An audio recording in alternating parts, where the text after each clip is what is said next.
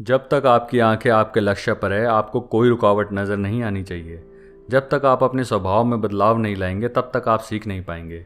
आपके अंदर ट्रांसफॉर्मेशन तब होगी जब आप अंदर तक इन्फॉर्मेशन से भर जाओगे। ज़्यादातर लोग अपनी लाइफ में इसलिए फेल नहीं होते क्योंकि उनमें टैलेंट की कमी होती है, बल्कि इसलिए क्योंकि उनमें कमी होती है एक बर्निंग डिज़ायर की। And if you are in sales then it's for you, otherwise you can check out our other videos. So इस ज़बरदस्त बुक के ऑडियो नोट्स के लिए बने रहिए मेरे साथ आपके अपने चैनल बी यूनिक पे। ये किस तरह की बुक है? एक तरीके से एक कुक बुक की तरह है, जिसके इंग्रेडिएंट होंगे वो सिद्धांत जिसे आप फॉलो करके अपने जीवन को सफल बना पाएंगे। लोग मेरे से अक्सर एक सवाल करते हैं कि अगर आपको एक और बार ज़िंदगी मिलेगी तो आप कौन सा प्रोफेशन चूज़ करेंगे? क्या आप एक डॉक्टर, इंजीनियर, अकाउंटेंट या कोई सरकारी जॉब करेंगे? पहले मैं आपको एक बात क्लियर कर दूं कि मैं सारे प्रोफेशन की बहुत इज्जत करता हूं, जिसका बैलेंस होना बहुत ज़रूरी है। लेकिन अगर मुझे ऐसा कोई चांस मिलता तो मैं डेफिनेटली चूज़ करता कमीशन बेस्ड सेल्समैन होना, ना कि एक सैलरीड बेस्ड सेल्समैन होना, वो भी अपनी ज़िंदगी में बहुत पहले। जिसका कारण है कमीशन बेस्ड सेल्समैन अपनी सैलरी खुद डिसाइड करता है। उसमें कॉन्फिडेंस होता है कि मुझे कुछ नहीं चाहिए अगर मैं कुछ सेल नहीं करता तो। ये सबसे बड़ा हिस्सा होता है एक सेल्समैनशिप का कि एक सेल्समैन अपनी किस्मत खुद लिखता है। Good sales professionals are goal driven, क्योंकि उन्हें इस बात का पता होता है कि ज़िंदगी में आपके रिजल्ट को इज्जत मिलती है, ना कि आपकी कोशिशों को। जैसे क्रिकेट के खेल में कोई बैट्समैन कितनी बार भी 99 स्कोर कर ले, लेकिन लोग हमेशा उसकी स्कोर की गई सेंचुरी ही याद रखेंगे। Start of my career in selling. ये एक बहुत आम बात है कि ज़्यादातर लोग इस प्रोफेशन में अपनी मर्जी से नहीं आते, और मैं भी उन्हीं में से एक हूँ। मैंने अपने कैरियर की शुरुआत सन 1975 नॉर्थ अमेरिका से करी, जब मैंने एक न्यूज़पेपर में एडवर्टाइजमेंट देखी कि अगर आप पार्ट टाइम जॉब करना चाहते हैं तो बस आपको डोर टू डोर डेमो देना होगा एक वैक्यूम क्लीनर का। उस टाइम पे मैंने अप्लाई कर दिया है, ये सोचते हुए कि सुबह के टाइम पे कार वॉश का काम कर लूँगा और शाम को डेमो देने निकल जाऊँगा। वहाँ मुझे बताया गया कि आपको एक डेमो के $5 मिलेंगे। मैं अंदर से बहुत खुश हुआ कि मुझे कुछ सेल नहीं करना, सिर्फ डेमो देना और वापस आना है। मैं डोर टू डोर जाता और यही कहता कि मैं आपको कुछ सेल करने नहीं आया हूँ, बस डेमो देख लीजिए और मेरे $5 बन जाएंगे। इस कारण कुछ लोग मेरा डेमो देख लेते थे और कुछ नहीं भी। एक दिन मैं एक इंडियन फैमिली के घर डेमो दे रहा था, तो मैंने ऑब्जर्व किया कि सामने वाला बंदा मुझे बहुत नोटिस कर रहा था। ये देखते हुए मैंने उनसे पूछ ही लिया कि सर, क्या मेरे से कोई गलती हो गई है? तो उन्होंने जवाब दिया नहीं।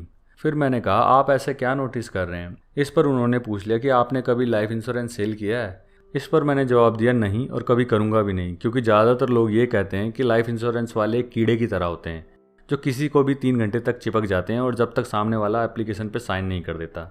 मैं अपनी ज़िंदगी में वो कीड़ा कभी नहीं बनना चाहता। इस रिएक्शन पर उन्होंने कहा कि ऐसा नहीं है, देखो मैं भी एक लाइफ इंश्योरेंस एजेंट हूँ और मेरे पास गाड़ी है, बंगला है। बाद में मुझे पता चला कि वो मेट लाइफ में काम करते थे और वहाँ रिक्रूटमेंट चल रही थी, और अगर कोई एजेंट रेफरेंस दे तो उस एजेंट को सैमसोनाइट का बैग मिलेगा। सो खैर, मैंने उन्हें धन्यवाद दिया और निकल आया। जब किसी चीज़ का सीधा समाधान ना निकले तो दूसरा तरीका निकालना पड़ता है। किसी तरह उनकी वाइफ ने मेरी वाइफ को कन्विंस कर दिया कि इंश्योरेंस एजेंट होना कितना अच्छा है, और मेरी वाइफ भी जानती थी कि कुछ और तो करना ही पड़ेगा, ऐसे कार वॉश करके तो कुछ खास होगा नहीं। मुझे कन्विंस करना इतना आसान नहीं था, लेकिन मेरी वाइफ भी जानती थी कि कैसे सिचुएशन को हैंडल करना है। तो उन्होंने कहा कि आप एक बार एग्ज़ाम दे के तो देखो, अगर पास हो गए तो आपके पास एक चॉइस तो होगी, अभी तो कुछ नहीं है। इस पर मैंने कहा ठीक है, एग्ज़ाम दे देता हूँ, लेकिन सेल कुछ नहीं करूँगा। मैंने एग्ज़ाम दिया और मैं पास हो गया। इस पर डिस्ट्रिक्ट मैनेजर, जिनका नाम जो था, उन्होंने मुझे अपने ऑफिस में बुलाया और एक ऑफ़र दिया, और सोचने का टाइम भी। जो ने अपनी घड़ी निकाली और मुझे एक ऑफ़र दिया कि वो हर हफ्ते मुझे $150 पे करेंगे, और वक्त दिया 30 सेकंड का। इस पर मैंने कहा कि अभी तो आपने सोचने का टाइम देने वाले थे। जो ने इस पर हाँ में सर हिलाया और कहा, अब आपके पास 20 सेकंड रह गए हैं। मैंने भी हाँ कर दी। अब मैं एक लाइफ इंश्योरेंस एजेंट बन गया था। मुझे थोड़ी सी ट्रेनिंग दी गई, एक रेट बुक दी और कहा जाओ और बेचो। अगले 3 महीने मैंने अपना 100% दिया, और हाँ, सबका 100% अलग अलग होता है, और मैंने कंपनी के सारे रिकॉर्ड तोड़ दिए। सोचिए मैंने कितनी सेल की होगी। असल में 0। इस पर मेरे मैनेजर ने मुझे बुलाया और कहा कि मैंने अपने 35 साल के कैरियर में बहुत स्लो स्टार्ट देखी हैं, लेकिन तुम्हारे जैसा नहीं देखा। जाओ और कल से मत आना। मैंने कहा, जो मुझे निकालने से पहले मेरी सुन तो लो। मैं ना कोई डॉक्टर हूँ, ना इंजीनियर, और ना ही एक अकाउंटेंट। मैं एक कॉमर्स ग्रेजुएट हूँ, जिसमें से एक बार मैं 10वीं में भी फेल हो गया था। मैं ज़्यादा पढ़ा लिखा नहीं हूँ। आप मेरे से इतनी परफॉर्मेंस कैसे एक्सपेक्ट कर सकते हैं? उस दिन मेरे से कोई इतना हार्श बोला था, और मुझे खुश है कि उन्होंने बोला, क्योंकि वो गुस्से में नहीं, मेरी चिंता में बोल रहे थे। उन्होंने कहा, मुंह बंद करो और सुनो, तुम्हारा एटीट्यूड बहुत ख़राब है। तुम जैसे लोग अपनी ही नहीं, अपनी फैमिली की भी लाइफ बर्बाद करते हो। पूरी दुनिया में घूम लो, और जिन डॉक्टर, इंजीनियर या अकाउंटेंट की बात कर रहे हो, उन्होंने अपना प्रोफेशन खुद चूज़ किया है, और अब वो वहाँ फंस चुके हैं। लेकिन तुमने अपना प्रोफेशन चूज़ नहीं किया, लेकिन फिर भी तुम्हें नहीं लगता कि तुम्हारे लिए सारी दुनिया खुली है? मैंने कहा कि मैंने कभी ऐसे नहीं सोचा। जो ने कहा ठीक है अब तुम जाओ और कल से मत आना। उसी शाम मुझे एक क्लाइंट से मिलना था 6:30 बजे। मैं उसे कैंसिल भी नहीं कर सकता था क्योंकि अपॉइंटमेंट एक वीक पहले ही शेड्यूल हो जाती है। मुझे बहुत रोना आ रहा था कि कल से मेरी जॉब चली जाएगी। मैं अपने क्लाइंट के पास 7 बजे पहुंचा और अपनी प्रेजेंटेशन दी।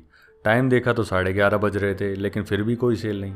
उस दिन मुझे महसूस हुआ कि लाइफ इंश्योरेंस एजेंट को कीड़ा क्यों कहा जाता है। मेरे क्लाइंट ने कहा क्या मुझे पता है कि कितना टाइम हो गया है? मैं समझ गया कि वो निकलने को कह रहा है।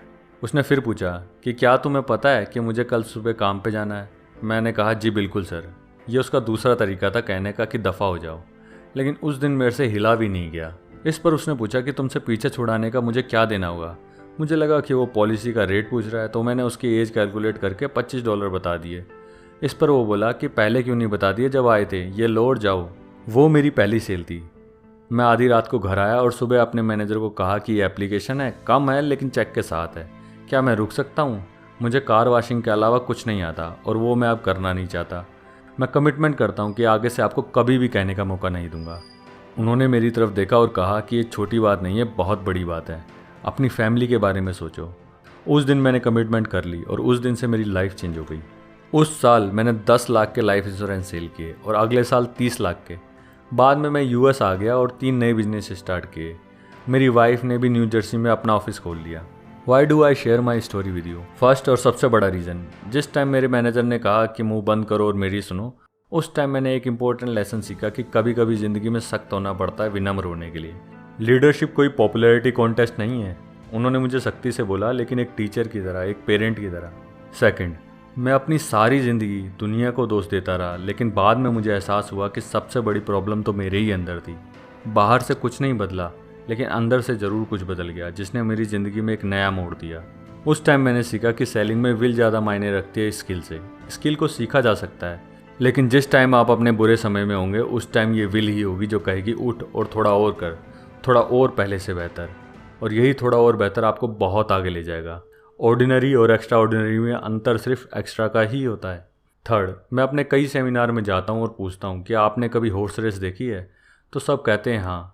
फिर मैं उनसे सेकंड क्वेश्चन पूछता हूँ, लेकिन जो हॉर्स फर्स्ट आता है क्या वो 10th नंबर के हॉर्स से 10 गुना तेज भागता है? Answer is no. बहुत मामूली अंतर होता है। ओलंपिक्स में भी गोल्ड मेडल विनर और हारने वाले के बीच बहुत मामूली अंतर होता है।